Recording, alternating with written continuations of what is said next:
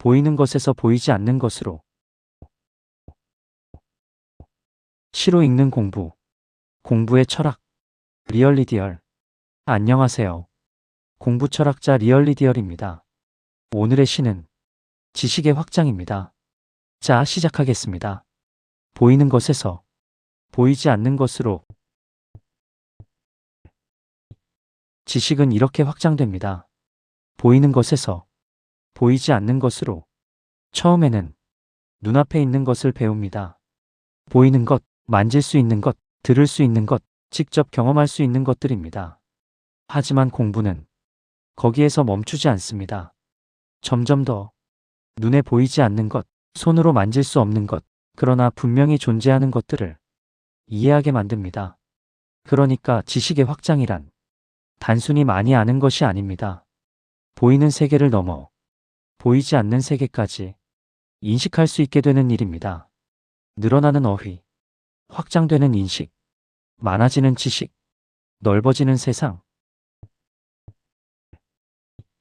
어휘가 늘어나면 인식이 확장됩니다. 인식이 확장되면 지식이 많아집니다. 그리고 지식이 많아지면 세상이 넓어집니다. 여기서 어휘는 단순히 단어의 개수가 아닙니다. 어휘는 세상을 구분하는 힘입니다. 예를 들어 어떤 아이가 아프다라는 말만 안다고 생각해 보겠습니다. 그 아이는 속상한 것도 아프다고 말하고, 화가 난 것도 아프다고 말하고, 외로운 것도 아프다고 말할 수 있습니다. 하지만 점차 속상함, 서운함, 외로움, 억울함, 불안함 같은 말을 배우면 자기 마음을 더 정확하게 구분할 수 있습니다. 말이 늘어나면 마음도 더 세밀하게 보입니다. 세상을 설명하는 말이 많아질수록 세상을 이해하는 방식도 정교해집니다. 그래서 어휘의 확장은 언어 능력의 확장인 동시에 인식의 확장입니다. 엄마, 아빠, 하늘, 땅, 사과. 보이는 것의 이름을 배우고 익히며 성장하는 아이. 지식은 가장 가까운 것에서 시작됩니다. 아이는 먼저 엄마를 배웁니다. 아빠를 배웁니다. 하늘을 보고 하늘이라는 말을 배웁니다. 땅을 밟으며 땅이라는 말을 배웁니다. 사과를 보고 만지고 먹으며 사과라는 말을 배웁니다. 2단계에서 아이가 배우는 것은 대부분 눈앞에 있는 것들입니다. 볼 수 있고 가리킬 수 있고 직접 경험할 수 있는 것들입니다. 이름을 배우기 전에는 그 대상은 그저 낯선 무엇입니다. 하지만 이름을 배우면 그 대상은 아이의 세상 안에 자리를 얻습니다. 이제 아이는 그것을 알아볼 수 있고 구별할 수 있고 말할 수 있습니다. 보이는 것의 이름을 배우는 일은 세상을 하나씩 구분해가는 일입니다.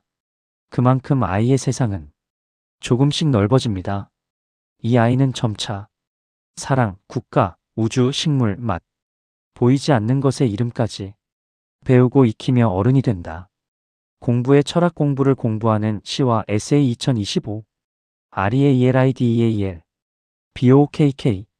성장은 보이는 것의 이름에서 보이지 않는 것의 이름으로 나아갑니다.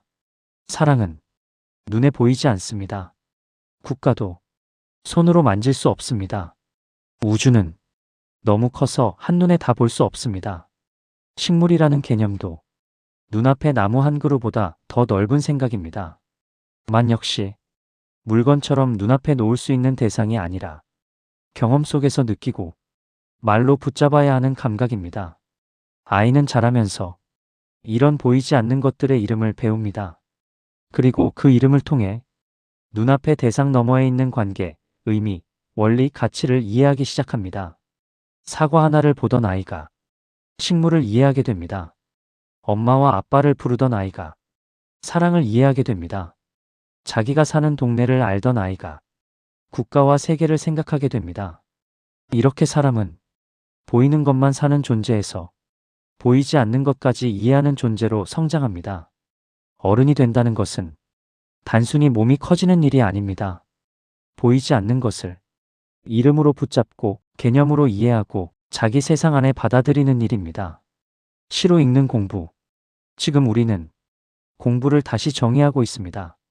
보이는 것에서 보이지 않는 것으로, 현상적인 것에서, 본질적인 것으로, 사실적인 것에서, 가치적인 것으로. 공부는 세 가지 방향으로 깊어집니다. 첫째, 보이는 것에서 보이지 않는 것으로 나아갑니다. 처음에는 겉으로 드러난 것을 봅니다. 하지만 공부가 깊어지면 그 뒤에 있는 구조와 관계를 생각하게 됩니다. 둘째, 현상적인 것에서 본질적인 것으로 나아갑니다. 비가 오는 것은 현상입니다. 그런데 왜 비가 오는지, 어떤 조건에서 비가 만들어지는지, 그 안에 어떤 자연의 원리가 있는지를 묻기 시작하면 본질을 향해 가게 됩니다. 셋째, 사실적인 것에서 가치적인 것으로 나아갑니다. 어떤 일이 일어났다는 것은 사실입니다. 하지만 그 일이 옳은지, 좋은지, 어떻게 판단해야 하는지는 가치의 문제입니다. 공부는 사실을 아는 데서 멈추지 않습니다. 그 사실이 어떤 의미를 갖는지, 무엇과 연결되는지, 어떻게 판단해야 하는지까지 생각하게 만듭니다. 그래서 공부는 단순히 정보를 많이 모으는 일이 아닙니다. 현상에서 본질로, 사실에서 가치로, 보이는 것에서 보이지 않는 것으로 인식을 확장해가는 일입니다.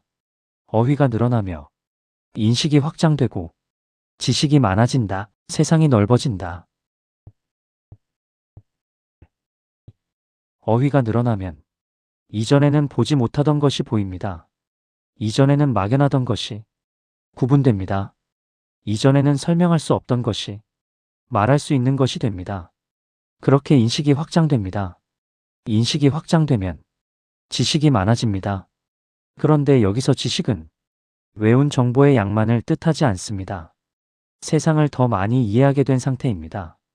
세상을 더 넓게 받아들일 수 있게 된 상태입니다. 그 결과 세상이 넓어집니다. 몸이 움직인 것은 아닙니다.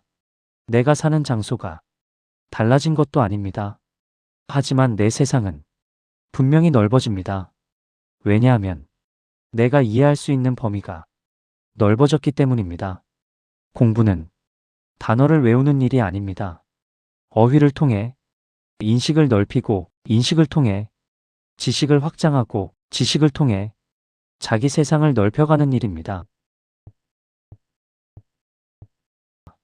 어떤가요? 마음에 와닿으셨나요? 지식은 보이는 것에서 시작됩니다. 하지만 공부는 보이는 것에 머무르지 않습니다. 보이지 않는 것, 본질적인 것, 가치적인 것까지 이해하게 만듭니다. 어휘가 늘어나면 인식이 확장됩니다. 인식이 확장되면 지식이 많아집니다. 그리고 지식이 많아질수록 내 세상은 넓어집니다. 그래서 공부는 단어를 외우는 일이 아니라 세상을 더 넓게 이해하는 일입니다. 공부의 철학 지식의 확장. 오늘은 여기까지입니다. 시로 읽는 공부. 공부의 철학. 리얼리디얼이었습니다.